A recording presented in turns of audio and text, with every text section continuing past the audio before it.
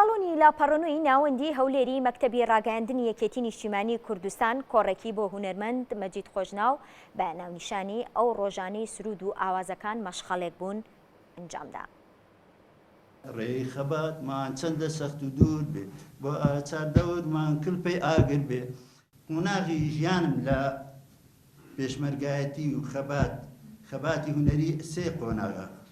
قۆناغی یەکەم لەگەڵ تیپی مۆسیقای شەید کازان و ئەو سرودانەی کەوە بوونە سمبولۆوانە ساڵ نیوەشی لەگەڵ تیپی مۆسیقای شەید کازان بوون.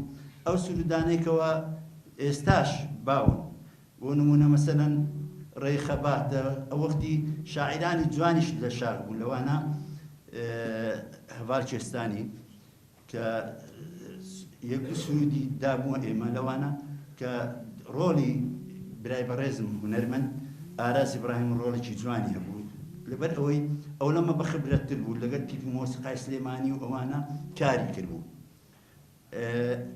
ئیتر ئەو لەوێ بوو یەک دوو سرودمان لەوێگر یەکەمیان ئەگەر گوڵ بای ڕەنگە بەسەر سینجی کچێکی شۆخەوە بای چەند جارێ بۆنی دەکردی لە دواییدا فڕێی دەدای یا ئەوە تا هەر بەسەر لاسکە سەوزەکەی خۆتەوە ئەمایتەوە وەک ئەسێرا ئەدرەوشای یا ئەوە تا سیس ئەبووی و هەلە پروکای بەڵام گیانە خۆتە و گوڵنی تۆ شەهیدی تۆ هەمیشە لە ناو دڵی پڕ لە زامی هەتا ئێمەدای.